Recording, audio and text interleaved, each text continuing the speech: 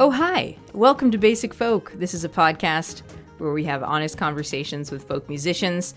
I'm your host, Cindy House. Hope everybody's doing okay. Is still in quarantine. I have a mild case of poison ivy, which is a funny story how I got it.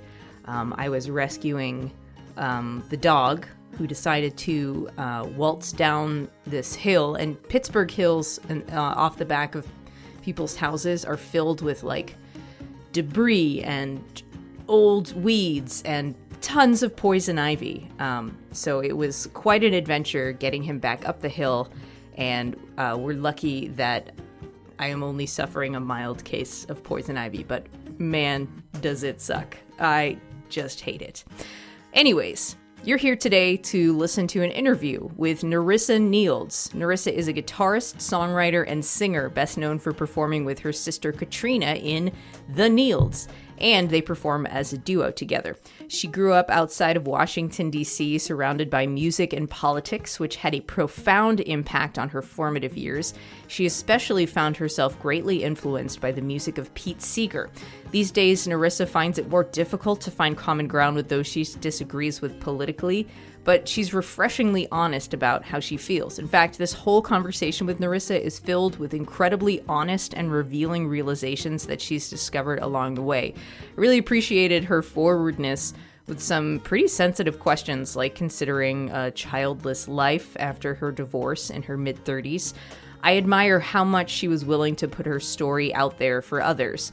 I've been a huge fan of the Nields since high school, and Nerissa's music actually really changed my life and opened my eyes to a modern-era underground folk movement. What's wild is that the first time I saw the Nields was at MixFest in 1999. Mix 98.5 was a hot AC station in the Boston area, and for a while, they hosted a concert every year in Government Center in downtown Boston. So the Nields were playing alongside Ben Folds 5, Fleming John, and those were the two acts that I was brought there by Ben Folds 5 and Fleming John. That's who I was there to see. Also Duran and Vega, the Mambo No. 5 guy, performed. It was wild. Anyways, I discovered the Nields then and loved their music and fell in love with their music, and this was quite a thrill to talk to Nerissa. Appreciate you listening, and we'll get into our conversation with Nerissa Nields on Basic Folk. Thank you so much for talking to me. So you grew up outside of Washington, D.C., and I was wondering if you could talk about like what your family looked like.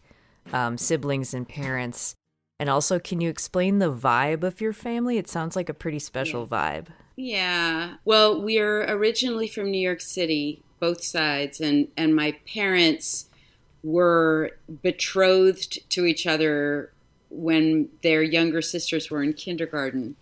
So the two families, and they didn't actually meet till they were teenagers, but the two families were in the same social circles. So I grew up with this idea of, and this reality of a very close family where both sides, knew each other and loved each other, and holidays were spent with both families together. And I think that probably had a significant influence. There were lots of musicians in my family, and Katryna's in my family.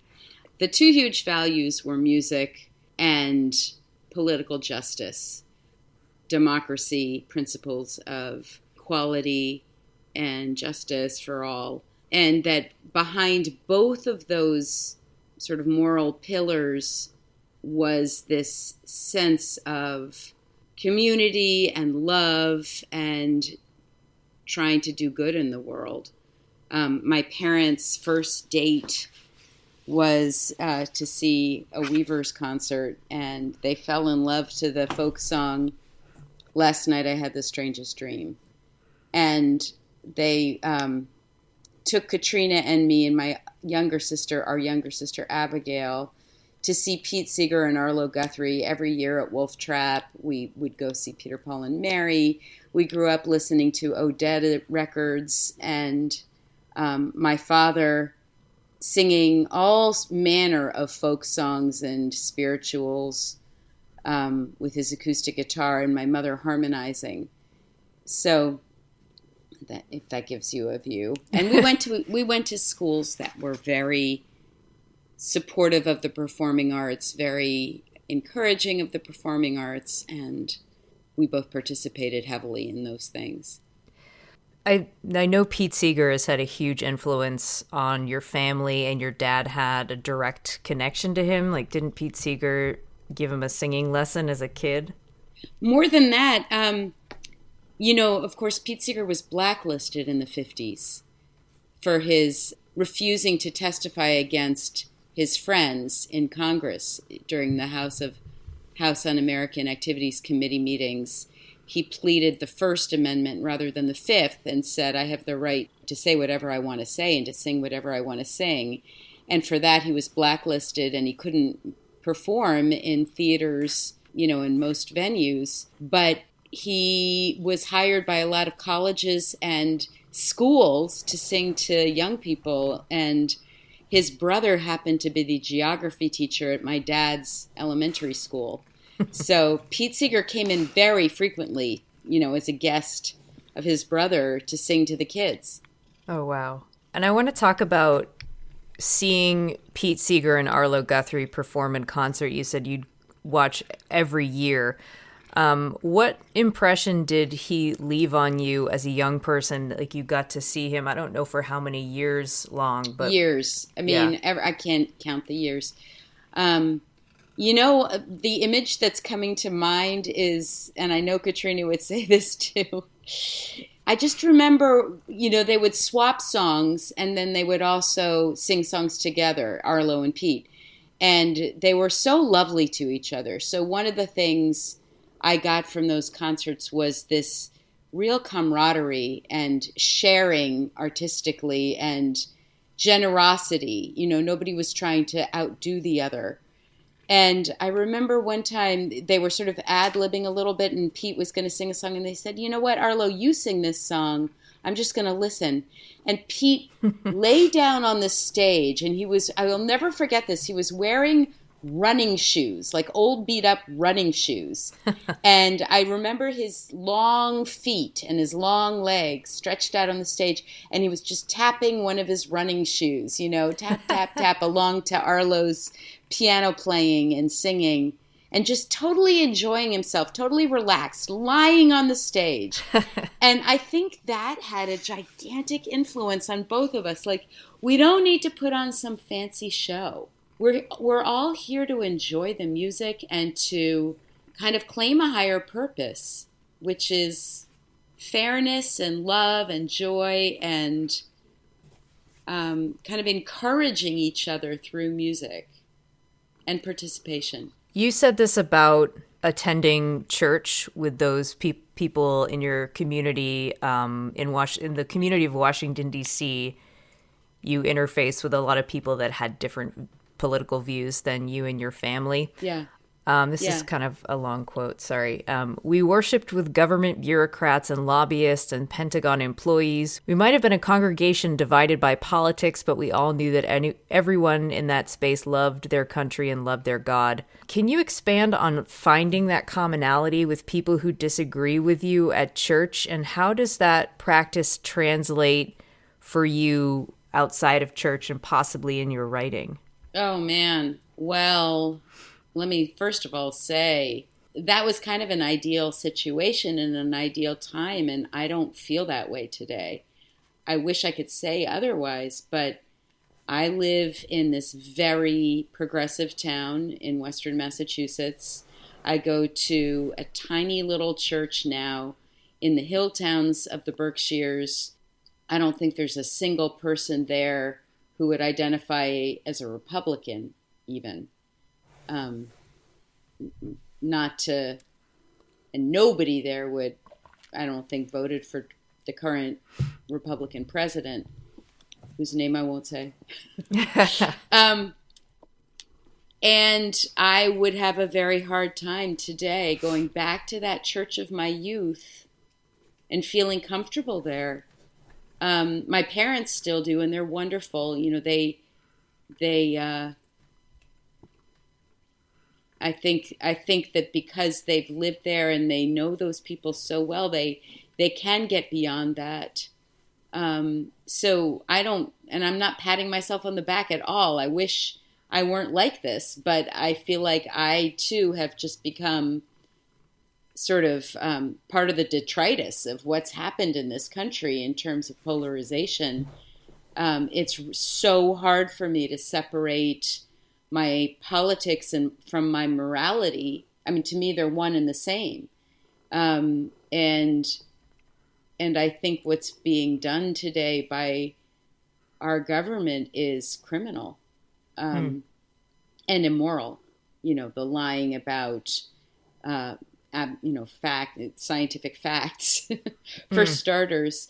However, I guess I will say that my ideal is still to get beyond those differences. And I recognize that we need to, if we're going to survive as a country, that I can't have it be Nerissa's country full of progressives. That's not ever what the history of this country has been. It's always been a nation divided over very huge moral issues from the beginning, with slavery. Yeah. So can we talk about when you started to play guitar? Did you pick it up at 13? I was 11. My dad gave me my first guitar on my 11th birthday, and I was a gigantic Beatles fan, and I was so excited to start learning how to play Beatles songs. And I remember, I also started that year to babysit, and I bought myself this book at the music store called Beatles Complete for Easy Guitar. And it was a white book, and it was gigantic. And my dad taught me my first, 6 chords, maybe 10 chords. And that book kind of taught me the rest. And for several years, that's all I had. I didn't take any other lessons. And I just tried to teach myself these songs out of this book. I would get very, very frustrated. And I think of that all the time now because it was such a slow process for me to learn the guitar. Of course, now I can play the guitar. Whenever I'm beginning anything new and I get that sort of frustrated feeling, I'm like, remember, it took a long time to learn to play the guitar. And now you teach guitar. I do, yeah. Yeah. What made you want to start writing your own songs, and when did you and Katryna start making music together? I wanted to be a songwriter from the age of 7. And I don't remember, I just did an interview yesterday where I was trying to remember what was the inciting incident for that. And I don't know. I just know that from the age of 7, I wanted to be a singer-songwriter. But I didn't write a successful song till I was 13. So you do have that detail right. Almost right away, I wanted Katryna to sing with me. But we didn't actually start singing together until I guess I was 20 and she was 18. And we started playing at open mic nights together with David Jones, who later became David Nields and our guitar player and my ex-husband. And it was just really natural for Katryna and me to sing together. So here's something that I've been thinking about, thinking about talking to you and thinking about Katryna and your family. It seemed like your family is so close. So what kind of, was there ever a time where you felt rebellious as like a teenager or felt frustrated as a teenager? Because you always just, both of you seem like such like well-behaved people. That's a good question. Well, first of all, Katryna's 2 years younger than me, and she's a really nice person. She's just a really good person. And I found her to be annoying when she was little, and I was mean to her. I was like a very squashy older sister who, was threatened by her adorableness and her goodness. And I sort of see myself as like, not so much rebellious in a big way, but, cranky. I was like the cranky kid in the family, the kid who didn't want to go along with everybody else. I wanted to be on my own. And I just decided one day when I was 15 that I wanted to be friends with her. I was like, why am I wasting all this time being cranky? I'm going to be nice to this awesome person who loves me so much. And I literally told her it was Christmas. And I was like, I am so sorry for being a jerk to you all these years. I made you a book of poems and songs and photographs. Can we be friends? And she was like, oh, okay. And we were friends after that. And we were pretty good teenagers. We were pretty unrebellious in the sort of traditional ways. We were kind of good. I mean, I don't have any horrible rock and roll stories to tell you.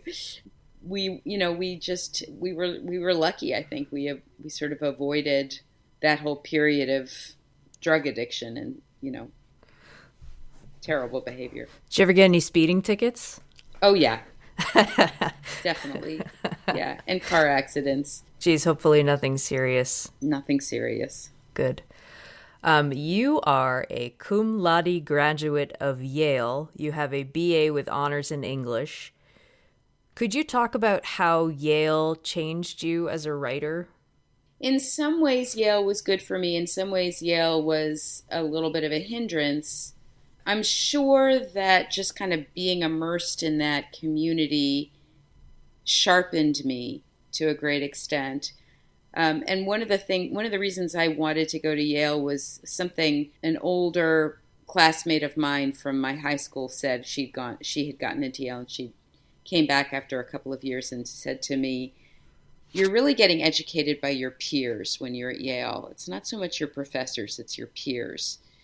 And I definitely feel that way. Like, it was my peers who made me who I am, especially politically, I think. I mean, my parents had a lot to do with that, but, in terms of sort of sharpening my sense of, I don't know, a sort of more critical look at Western democracy, that was definitely something my peers gave me. I sometimes wish I'd been braver at Yale and taken classes that were more tailored towards what I ended up becoming, which is an artist.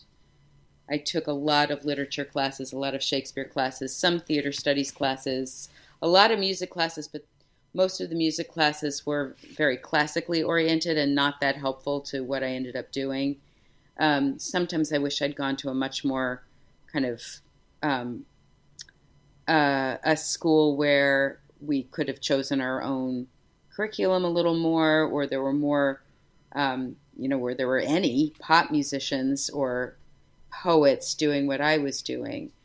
So, I mean, I think the thing that Yale really gave me, and this is sort of disgusting to say, but I sort of felt like it gave me a leg up just because it was an Ivy League. It opened doors for me.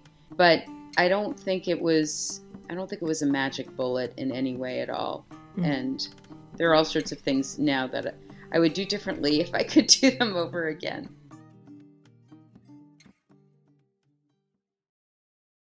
The Nields seemed like a band that were always fully themselves, like you were saying, and that includes the way that you looked.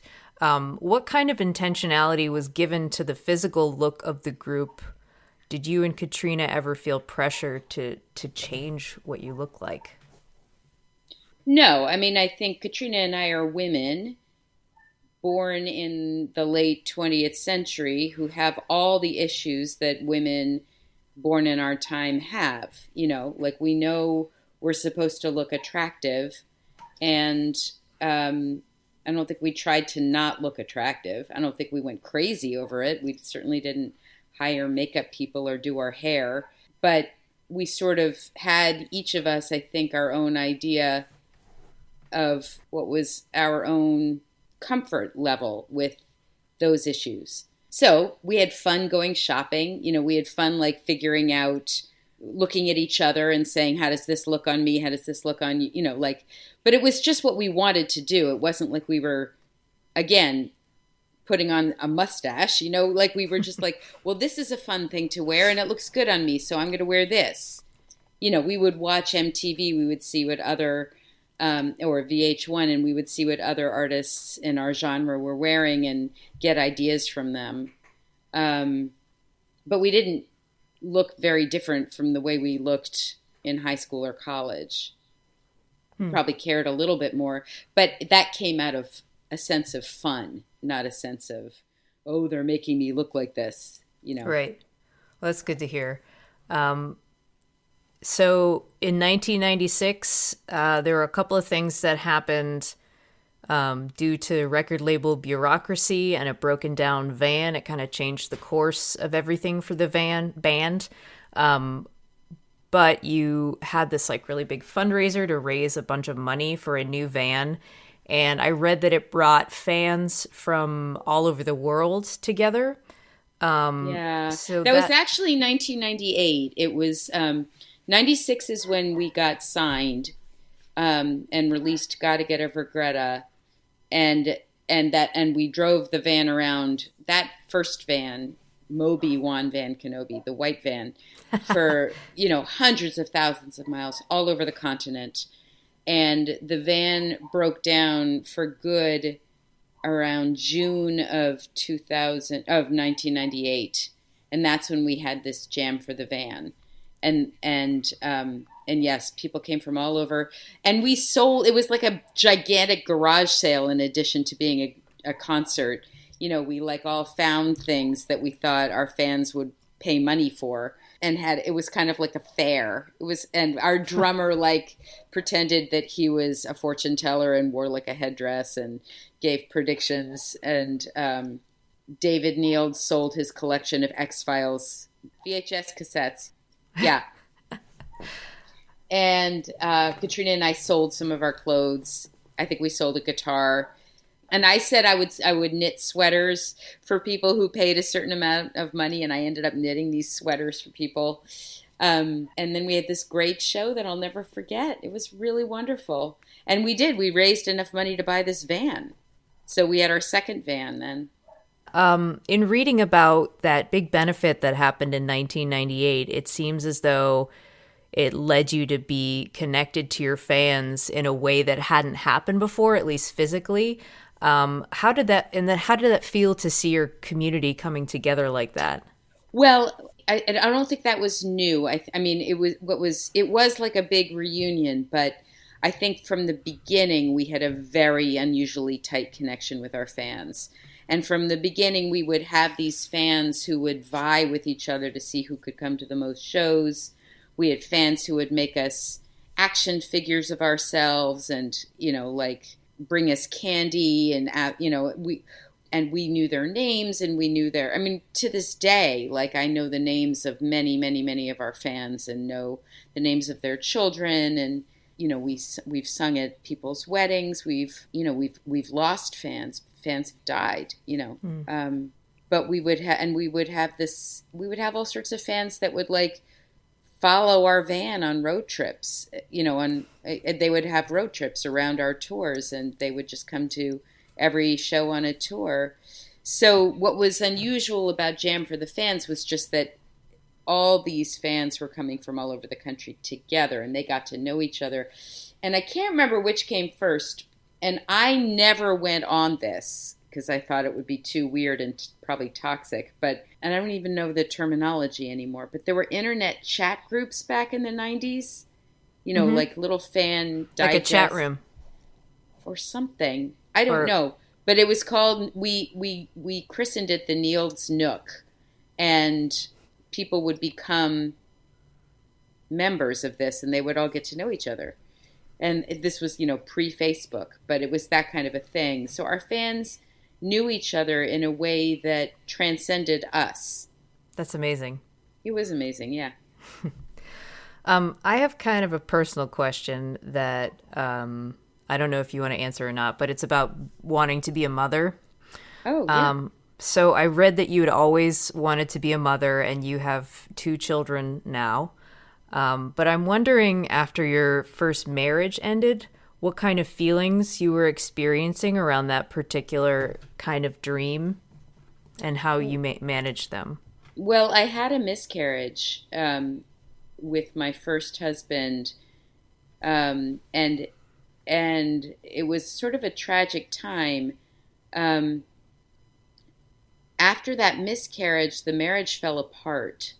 And it wasn't because of the miscarriage. It was just, maybe it was a tiny bit because of that, but maybe the idea of trying to get pregnant made us both realize that we couldn't stay married to each other. And the miscarriage was almost a symbol of it not having a future. So I was so sort of grappling. And the other thing that happened at the same time was the band broke up. And that was somewhat related, but not completely related. So I had two crises in my life at that point. I was 33, and my marriage of 11 years had ended, and my band had changed so that it was Katryna and me. And Katryna had just had her first child. So Katryna was in a situation where she was beginning her family, and my family had just ended, and we needed to figure out a way to continue making music together, even though our personal lives were taking different roads. So that was actually a very rich time for me. I wrote my first novel during that time, and I started writing my second novel, which I'm still working on, which I'm hoping to publish sometime in the next few years. But I began drafting it way back then. And I did publish that first novel, and I wrote Love in China, which I think in some ways is one of our best albums, but it was all about heartbreak. And I was very open to a childless life at that point. It wasn't like I was like, okay, I'm not going to have kids now. But I thought it very well may be that I don't, and that'll be okay.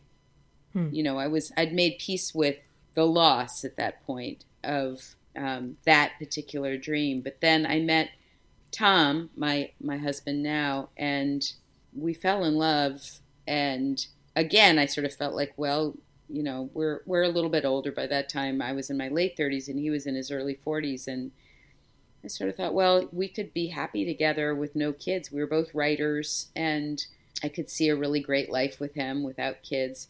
And he was the one who said, I want to have kids with you. I think we'd have a great family. And so we were lucky. And we did. That's great. In terms of feminism, you and Katryna both consider yourselves feminists, and you said at one point we're a little too old to be third wave, but we're both in that camp. You were part of the Lilith Fair in 1998 with Katryna. Mm-hmm. And so in my experience, in looking back at how some female musicians talked about feminism in the 90s, it's kind of cringy. There was a couple years ago for International Women's Day, the radio station I was working at did like a day of all women, and it was a lot of like 90s artists. And I was like, cool, I'm going to do a Google search and find all these like inspirational things that these women have said about feminism. And I was really surprised that they distanced themselves from the movement and really didn't have anything nice to say about it. Now it seems different. People seem proud to say that they're a feminist in this fourth wave that we're in. Mm-hmm. What has been your experience with feminism? It was never a question in my mind that I was a feminist. I didn't understand, and I still don't understand, why anybody would resist the label. And it upsets me very much when women do issue the label, especially when I see them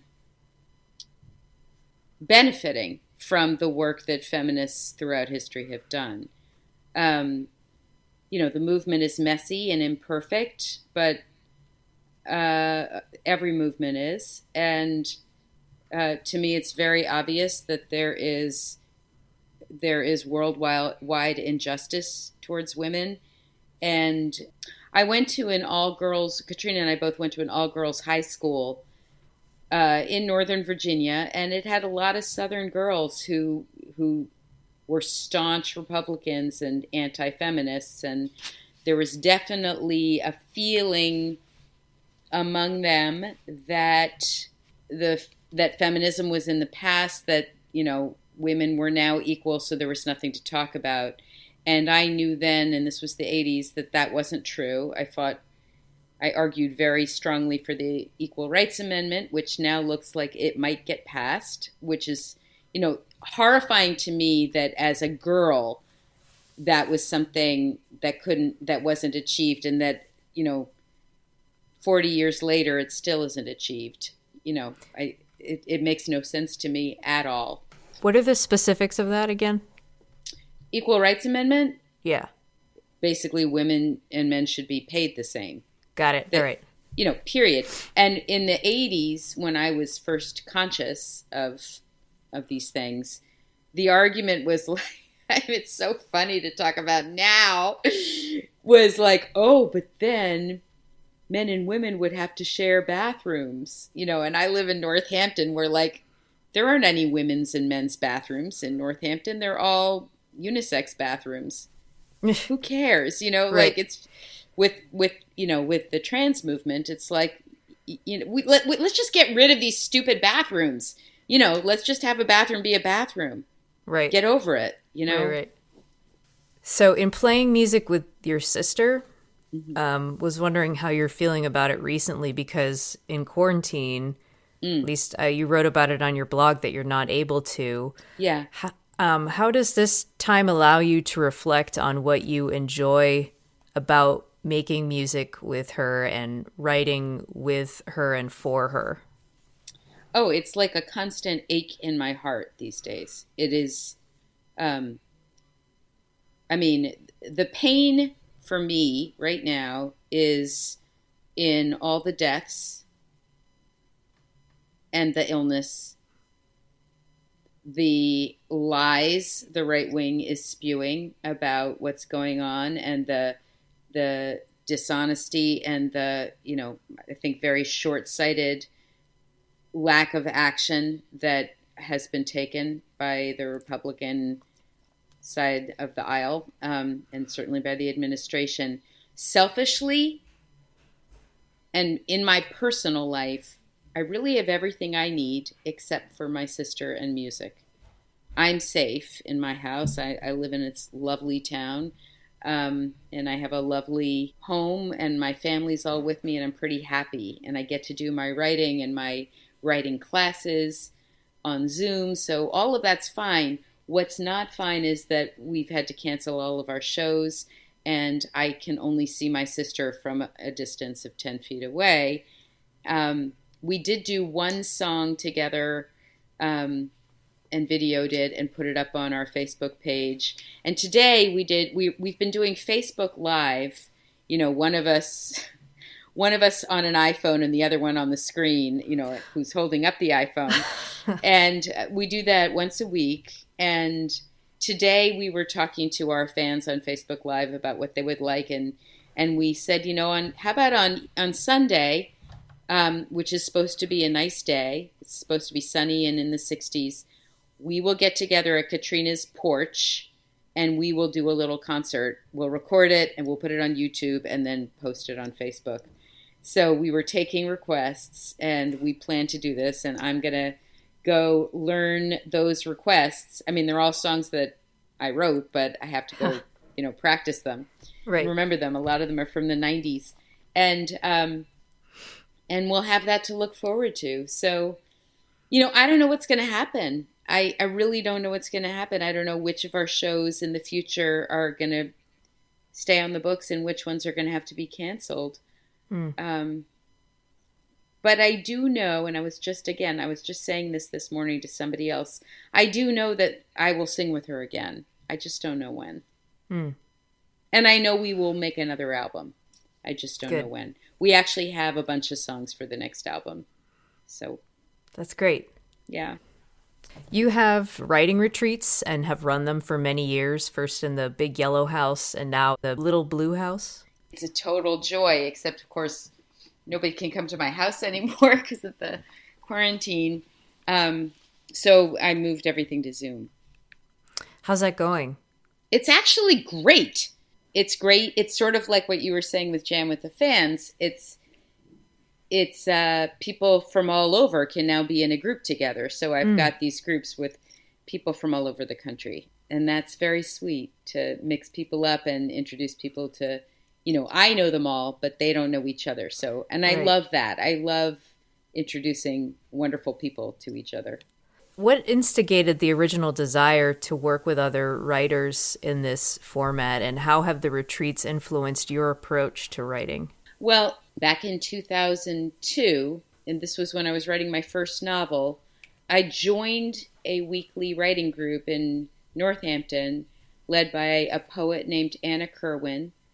And she taught this method called Amherst Writers and Artists, which is a very sort of open-ended, supportive, write in the moment, and then share fresh work, and no negative feedback given. And it worked so well for me as a writer that I thought, I was like, well, this works. This is great. And I saw it work for other people. And then, again, this is right after my divorce. My first husband and I had a home in Hatfield, Massachusetts, which is a farming town, a family town, a town full of families. And I was now a single woman, and I wanted to move to Northampton. And I found this house in Northampton that was too expensive for me. And but I walked into the house and I had a vision of people sitting around the front room writing. And I thought, oh my God, I could do that. I could run writing groups out of my living room. And I did. I mean, like I bought the house like the next day. I took a huge gamble, bought the house, and within 8 weeks, I was running workshops in there. It just was magic. And I've never stopped. That was 2003. Can you talk about where you live now? You live in Northampton? Yeah. In Western Mass. What's special about the place and how it might inspire your creativity?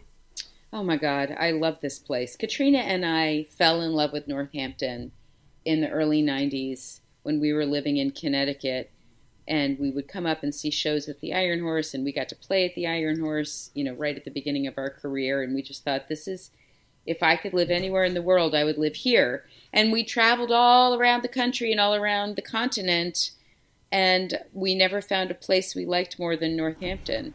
So this is where we settled down. It's definitely my chosen community.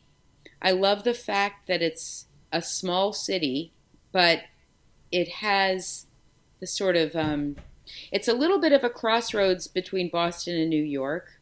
We have a lot of New Yorkers who came up here after 9/11. We have a lot of people who used to live in Boston who came out here to get a quieter life. And it's got the 5 colleges. So it's full of academics and intellectuals and artists, and it's full of musicians. And it's this very progressive community. It's feminist, it's where Smith College is. My son, I think, really doesn't understand what sexism is, because he's grown up here, and it's a wonderful place. There's so many families here with same-sex parents, and so many families here with adopted children, and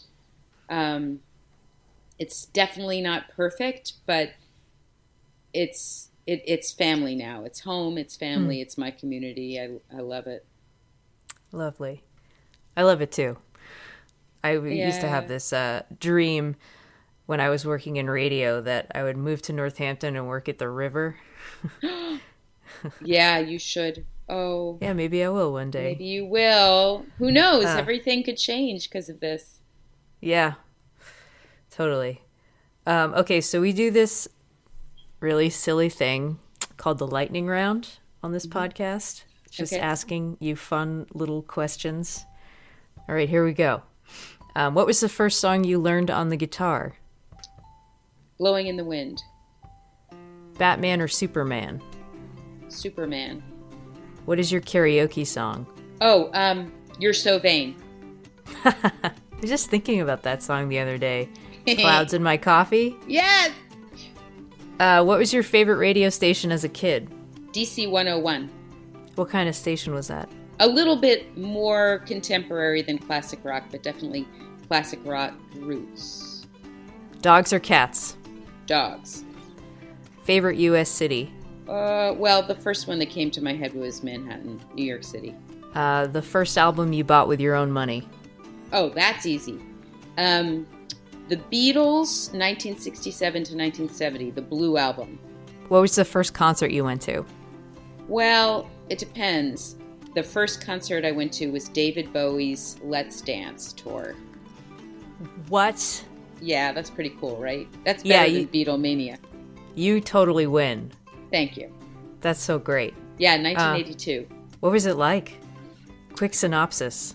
The only thing I really remember, it was very 80s, you know? It was very David Bowie in the 80s, and I just remember he had like a giant, like this big, you can't see my hands, but, you know, beach ball of the world. It was like a globe, beach ball, and he batted it out into the audience during when he sang Let's Dance, and the audience like flipped it around. Nice. Trying to like figure out what that has to do with Let's Dance, but I know I may be wrong. It may have been a different song. Who knows? What was the last book you read? Okay, wait. Right now I'm reading Camus' The Plague. Oh, I know. Such a Fun Age by Kylie Reid. Is that good? It's okay. It's worth reading for sure. I liked the title a lot. I haven't read anything about it. She's African American. She's young, the author. And it's a first novel, and I think it's a great debut. I think she's going to do great things. What's your dream collaboration? I have it with my sister. Oh. All right, we already know that you like the Beatles more than the Rolling Stones, but who is your favorite Beatle? Oh, you know, it really changes year to year. When I would say for like 20 years it was John Lennon. And then it was George Harrison. And Tom took me to see Paul McCartney for my 50th birthday in 2017 in Brooklyn at the Barclays Center. And I'd never seen any of the Beatles live before. I was on my feet with my jaw hanging open for 3 hours. And I will never forget that. And then there's Ringo Starr, who every year on his birthday makes everybody stop and say peace and love. I can't really pick a favorite Beatle. All right, 2 more questions. Flying or invisibility? Flying. That's why I like Superman. Where's the most beautiful place you've ever visited? I think maybe I'd have to say Northern California. It's a good one. I wouldn't want to live there, but I just was stunned by its beauty. I agree. Yeah. All right, that's it. Yay! Yeah. Thank you so much.